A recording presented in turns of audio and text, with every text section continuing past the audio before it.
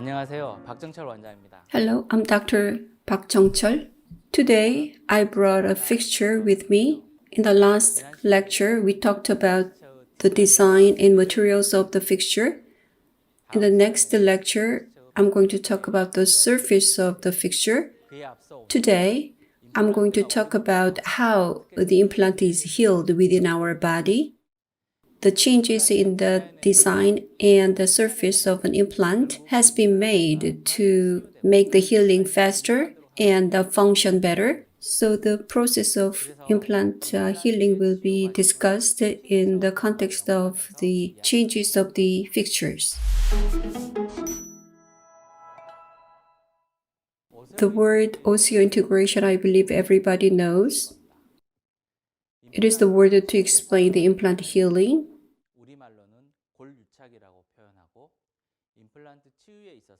In healing the implant, it will determine whether the implant surgery will be success or a failure. That is the most basic concept. Osseo means bone. Integration means combination of things that have been separated. Professor Brenner Mark, who developed the modern implant, coined the word. It was the word to describe the relation between the implant and bone.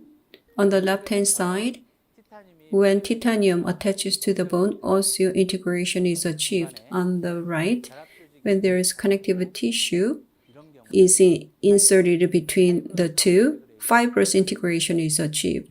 When Brenner Mark implant came out in the United States, the blade-type implants were used from the company called Linco. It was connected to teeth. The fibrous integration worked like a PDL of a tooth, but due to mobility of the implant, it ended up as a failure. Therefore, fibrous integration can be considered as an implant failure. Professor Brenner Mark defined the osseointegration. Since then, various definitions of osseointegration came out. Mostly, they were about the interface between bone and implant. There are functional definitions like by Jove, such as implants are strongly fixed and maintained in bone without symptoms during functioning. Professor Albrechtsen defined it from the body reaction perspective. Whatever definitions are used, there are two perspectives of explaining when it comes to the implant healing. The first one is the primary stability of an implant. The second one is the secondary stability, which is the osseointegration. The primary stability, after drill hole is made in bone, implant is placed. It describes how the implant is fixated on bone. The primary stability is decreased over time. The secondary stability, when an implant is placed in bone, the new bone is formed surrounding the bone, and the implant is integrated into bone, and the secondary stability goes up over time. That means the primary stability goes down as time goes by. Meanwhile, secondary stability goes up, and the total stability dip is created at some point. That is called the stability dip. Efforts have been made to improve the design and surface of a fixture to decrease the total stability dip. We need to look at from the primary stability to address the issue. First, the primary stability. Lau et al., according to his paper, osseointegration is the prerequisite for the successful implant healing. Primary stability is the prerequisite to acquire the osseointegration later, according to him. that much. Primary stability is important. In order to place an implant, we make a hole in bone, bigger diameter implant than the drill hole is inserted in bone to get the stability from the cortical and cancellous bone. In the cortical bone, the blood vessels are destroyed and stress happens. Albrechtsen called it press fit. The width of the press fit is about 1 millimeter. In the cancellous bone, the reduced or pushed bone chips gather around an implant, contributing to the primary stability. That way, implant primary stability can be achieved. Lau et al. In 2012 said, the primary stability is achieved due to the mechanical engagement of the cortical bone. In summary, the primary stability can be achieved to make implant have more contact with the bone so that appropriate strong fixation can be achieved. We saw the implant healing curves. The primary stability goes down over time, and we need to heighten the starting point of the curve.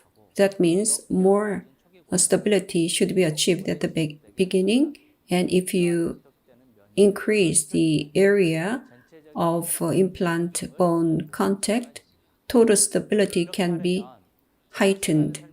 As we saw in the previous lecture, compared to the straight design, the tapered design has more contact with the bone. As I said before, implant design has been changed to increase the primary stability. Such heightened primary stability contributed to the loading time. Immediate loading, immediate functioning has been achieved with this increased primary stability. We are doing a lot of one-day implant, so this has contributed to enable the one-day implant. Next, let's have a look at secondary stability, which is the osseointegration. The secondary stability can be attributed to the newly formed bone around the implant. We talked about the definition of osseointegration.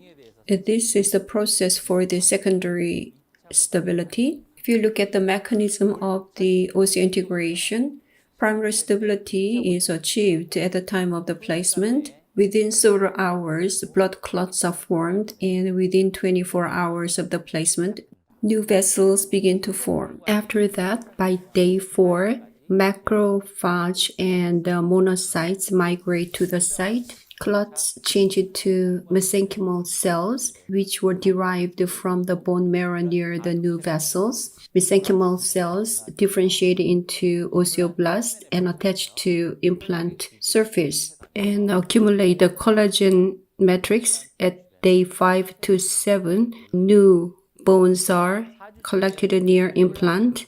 At week 4, anastomosis happens between the new bone formed on the implant and the new bone from the bone.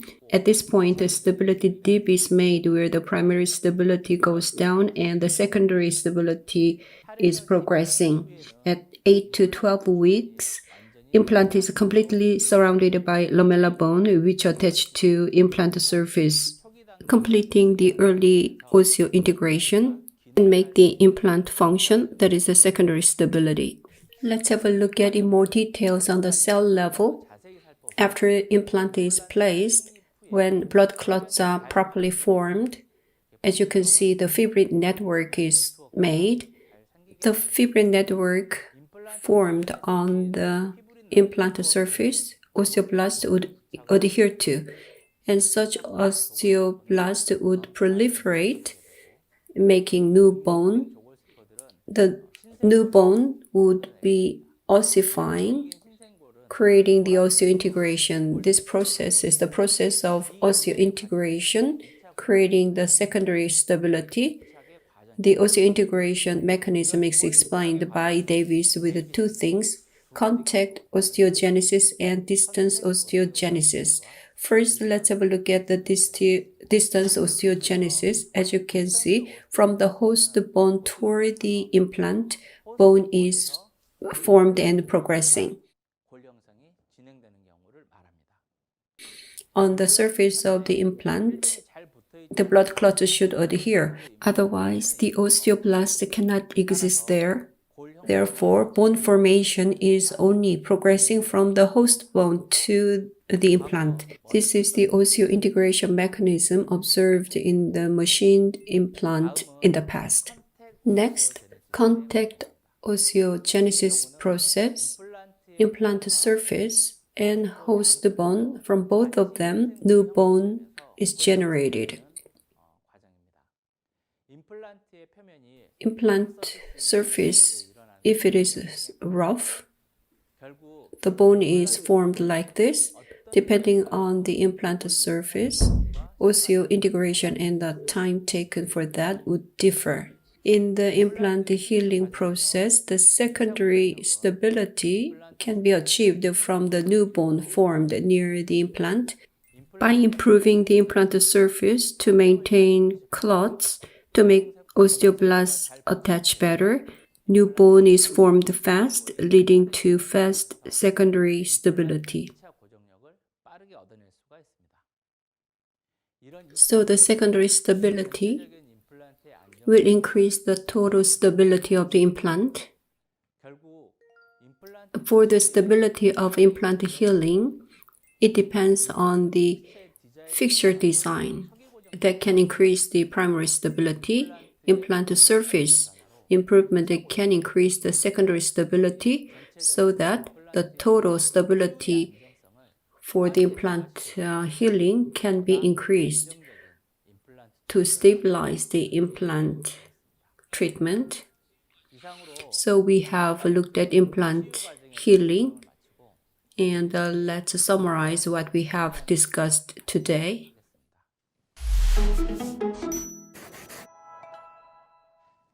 Most dentists think osseointegration is the implant healing process, but today I talked about the implant healing from the two perspectives of primary stability and secondary stability, because the implant fixture used clinically have been changed from these two perspectives.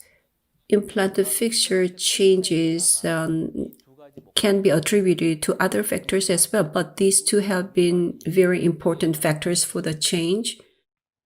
The taper design of implant fixture increases the interaction with the bone, increasing the primary stability. The primary stability increases total stability, providing stable osseointegration environment. Second, the implant surface changes have shortened the secondary stability, reducing the overall implant healing time. At the end of the day, the advancement in implant design and surface has increased the primary and the secondary stability, accelerating the total implant healing time and maximizing the stability. Today, we had the second fixture lecture. From the fixture's perspective, we talked about the implant healing. We reviewed some of the fixture review in the previous lecture, and we also touched upon a little bit on the fixture surface, which will be handled in the next lecture. Implant fixture changes have been connected to the implant healing process. In the next lecture, I'll talk about the implant surfaces that can increase the secondary stability. Thank you.